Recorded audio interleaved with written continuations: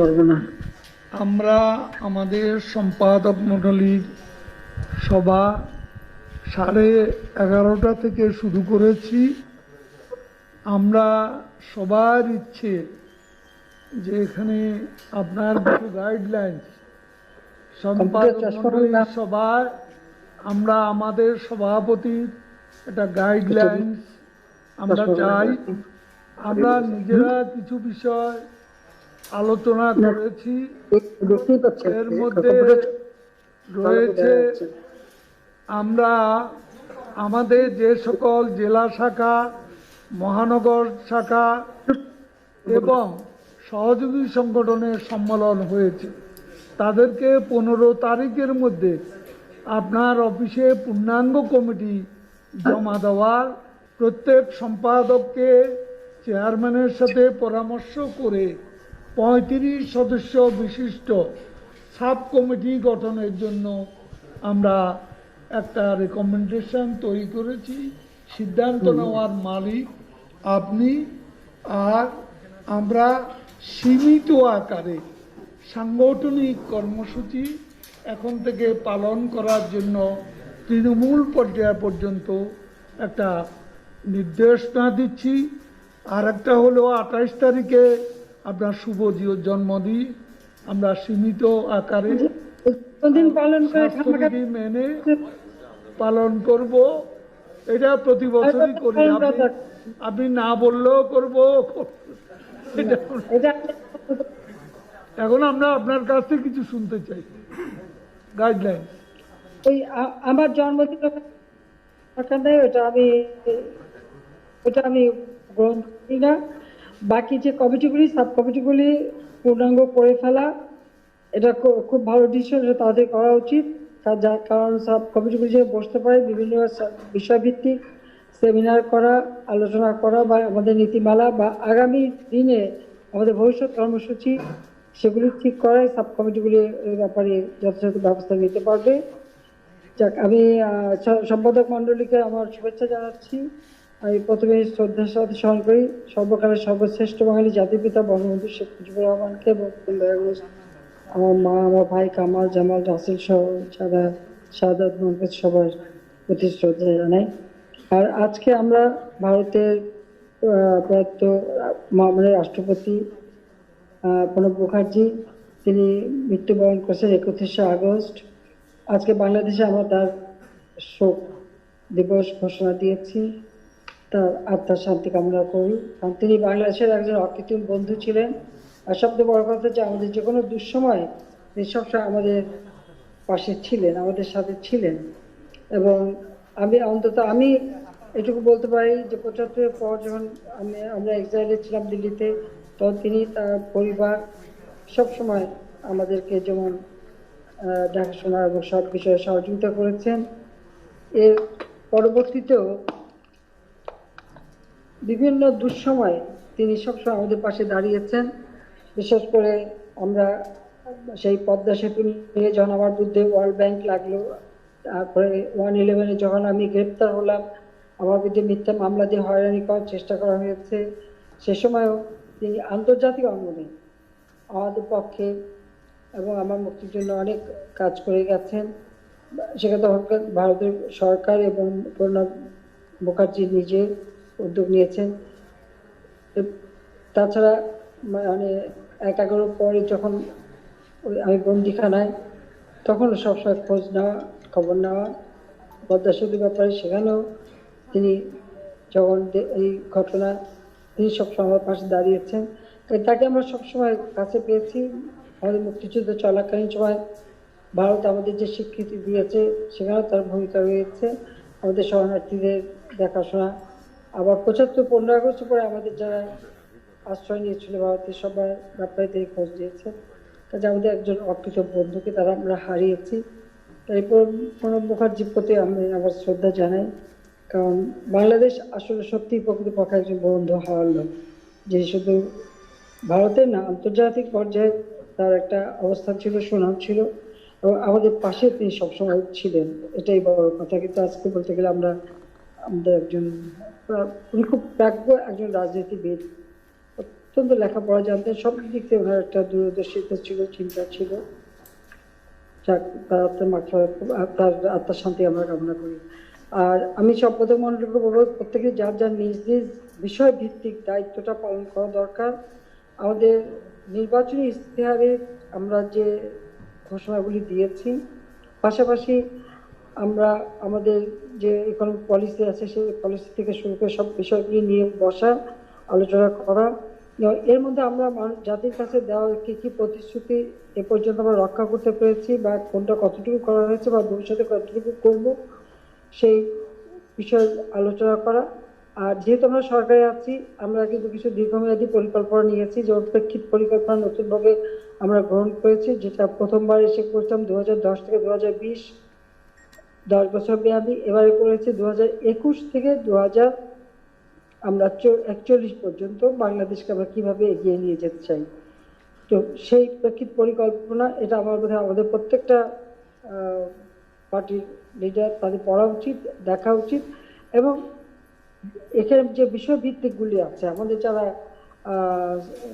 বিভিন্ন সম্পাদক মণ্ডলীর সদস্য, তারা যার যার নিজের বিষয়টা দেখে নিয়ে সেইটার উপর ভিত্তি করে কাজ করলে পরে আমরা কিন্তু অনেকটা এগিয়ে যেতে পারবো, দেশকে এগিয়ে নিয়ে যেতে পারবো।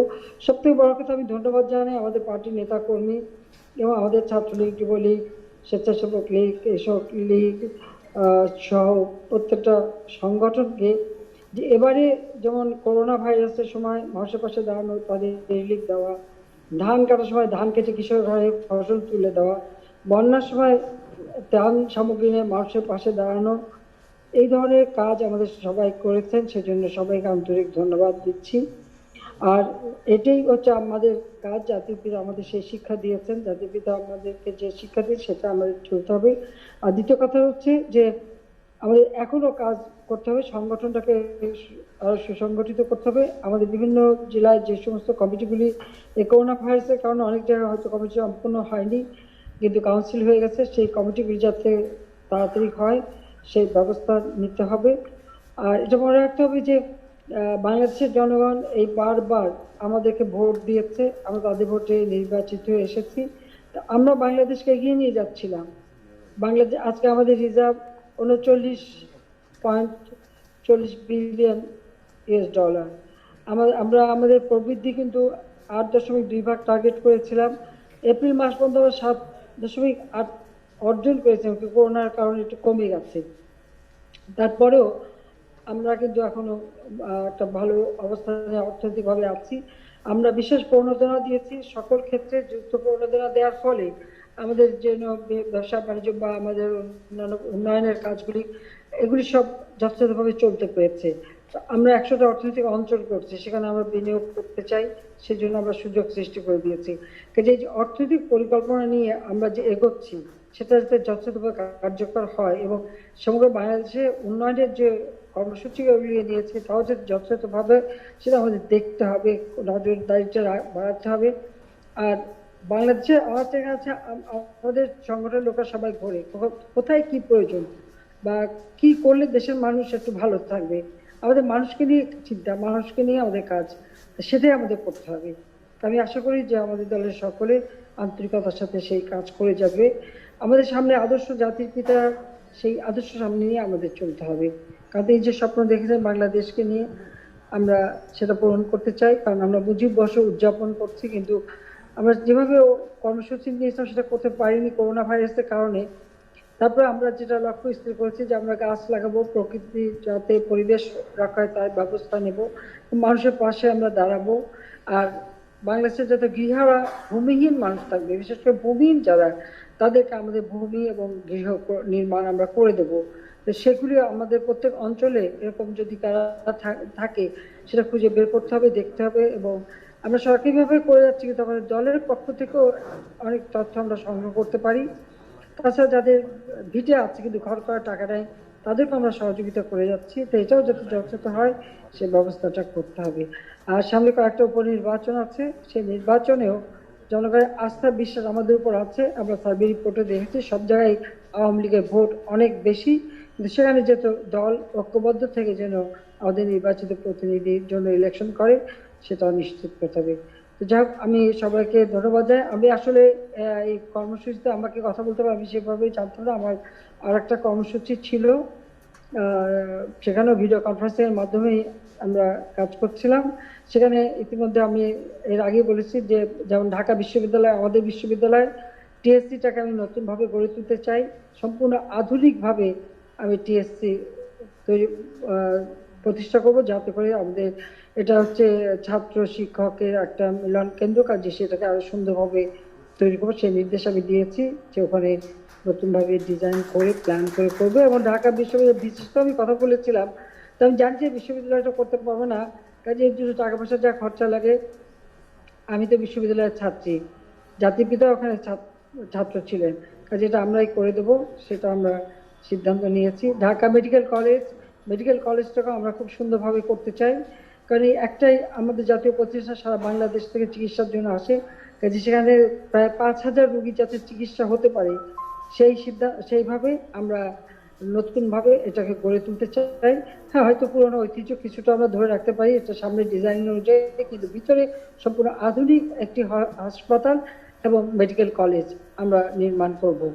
ইতিমধ্যে সেই প্ল্যানটা তৈরি করা আছে, সেটা কাজ যাতে দ্রুত হয় তার ব্যবস্থা আমরা করতে চাই। এবং সেখানে আমাদের যে ঐতিহ্যগুলি রক্ষা করা, এই মেডিকেল কলেজের সাথে আমাদের যেহেতু শহীদ মিনার, এই শহীদ মিনারটাকেও সুন্দরভাবে তৈরি করা, যেভাবে আছে ডিজাইনটা ঠিক রেখে শহীদ মিনারটাকে করা। শহীদ মিনারের সাথে ঢাকা মেডিকেল কলেজ একসময় ঢাকা বিশ্ববিদ্যালয় ছিল, যেখানে আমতলা, সে আমতলায় দাঁড়িয়ে কিন্তু আমাদের ভাষা আন্দোলনের যাত্রা শুরু, যেখানে 16ই মার্চ 48 সালে জাতির পিতা ওখানে মিটিং করেছিলেন বাংলাকে রাষ্ট্রভাষায় মর্যাদা দেওয়ার জন্য।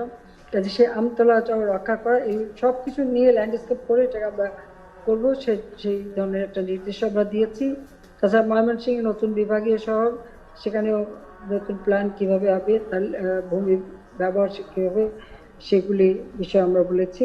আমাদের পাবলিক সার্ভিস কমিশনে যেমন আমাদের পিএটিসি, আমাদের প্রশাসন ক্যাডারদের ট্রেনিংয়ের যে ইনস্টিটিউট, সেটা খুবই পুরনো এবং একটা জরাজীর্ণ অবস্থায় রয়েছে, সেখানে একটা নতুন প্ল্যান, নতুন ডিজাইন সেটা আমরা করে দিতে চাচ্ছি। তো তার প্ল্যানটাও আমি দেখে এটা একটা অনুমোদন দিয়ে দিলাম। আর কোনটা দিলাম? পিএটিসিটা দিলাম, আর ময়মনসিংহ কমিশন অফিস, বিভাগীয় কমিশন অফিস, আর পিএটিসির নতুন ভবন। আর সেই সাথে আমি পাবলিক লাইব্রেরিটাকে আরো আধুনিক একটা লাইব্রেরি করতে চাই, কারণ এটা অনেক পুরনো এবং খুবই জন্য, এবং বিশেষ করে অডিটোরিয়ামটা খুবই খারাপ অবস্থায় আছে। তো যাতে একটা আধুনিক পাবলিক লাইব্রেরি গড়ে তোলা যায়, যেখানে ডিজিটাল ব্যবস্থা থাকবে, ডিজিটাল লাইব্রেরি হবে, আবার এই লাইব্রেরিও থাকবে, আবার সেখানে সুন্দর একটা সাইবার ক্যাফেরও ব্যবস্থা থাকবে, যেখানে আমাদের ছেলেপেলেরা সেখানে বসতে পারে। সেইভাবে আমাদের যে ঢাকা জাতীয় জাদুঘর, তার পিছনে যে পুকুর এবং জাদুঘরের সমুদ্র ল্যান্ডস্কেপটা আর পাবলিক লাইব্রেরিটাকে আমরা ওইভাবে সুন্দরভাবে গড়ে তুলতে চাই। তারও একটা প্ল্যান অলরেডি অনুমোদন করলাম এবং সেটা তৈরি করাই আছে, সেটা কাজও যাতে দ্রুত শুরু হয় সে ব্যবস্থা আমরা নিতে চাচ্ছি। অর্থাৎ আমরা প্রত্যেকটা প্রতিষ্ঠানকে একটা আধুনিক প্রযুক্তি সম্পন্ন করে আমাদের নতুন প্রজন্মের জন্য এটা তৈরি করে দিয়ে যেতে চাই। এবং সেখানে অডিটোরিয়ামটা আমরা আধুনিক অডিটোরিয়াম করব, এবং সেখানে আচ্ছা, সেটা আমরা নির্দেশ দিয়েছি। তাছাড়া ঢাকা বিশ্ববিদ্যালয়ের যে হলগুলি, বিশেষ করে পুরোনো হলগুলি খুবই জরাজীর্ণ অবস্থায় আছে, পুকুরগুলির অবস্থা খুব ভালো নয়, তাই পুকুরগুলিকে আবার সংস্কার করা, হলগুলিকে মেরামত করা, নতুনভাবে রং টং করা, এবং সেগুলিকে ভিতরে রাস্তা সংস্কার করে দিয়ে সেই হলগুলি ঢাকা বিশ্ববিদ্যালয় সেগুলো আমরা মেরামত করব, সেই নির্দেশটাও আমি দিয়ে দিয়েছি। এবং এগুলি করবার জন্য যা যা করা দরকার ইতিমধ্যে আমরা করছি। আমি আসলে এই মিটিংটাই করছিলাম, ভার্চুয়াল মিটিং হচ্ছিল আমার, সেখানে গণপূর্ত, আমাদের চিফ আর্কিটেক্ট, চিফ ইঞ্জিনিয়ার সবাই ছিল, তাদের সাথে মিটিংটা আমরা করছিলাম। তো এই কাজগুলো আমি করতে চাই, এটা আমার দলেরও জানা উচিত, কাজে আমরা ওইভাবে আবার নতুনভাবে করে দিতে চাই। তো সবাইকে আমি আরও ধন্যবাদ জানাই। আমার আরেকটা মিটিং এনে সবাই বসেই আছে, মিটিং করছে আমি, সে কাজে এরপরে মিটিং থাকলে আমার আগে জানাই দিলে আমি আমার প্রোগ্রামটা ওভাবে সেট করে নেবো, যাতে আরও ভালোভাবে কথা বলতে পারি। তো এখন সবাই তোমরা কাজ করে যাও, পরে আবার দেখা হবে। করোনার জন্য তো সবার সঙ্গে দেখা হচ্ছে না, তো আমি সীমিত আকারে ভাগে ভাগে মিটিং করব, এটা সিদ্ধান্ত নিয়েছে। প্রথমে একটা প্রেসিডেন্ট মিটিং করব, এরপরে আমরা ওয়ার্কিং কমিটি মিটিং করব, তারপর উপদেষ্টা পরিষদে মিটিং করবো। এগুলি আলাদা আলাদা করে মিটিংগুলি করব। এটা আমাদের পার্লামেন্ট সেশনের পরেই আমরা শুরু করব। করোনা ভাইরাস আসলে আমাদের যথেষ্ট ক্ষতি করে যাচ্ছে, তবুও তার মধ্যে আমরা আমাদের অর্থনীতিকে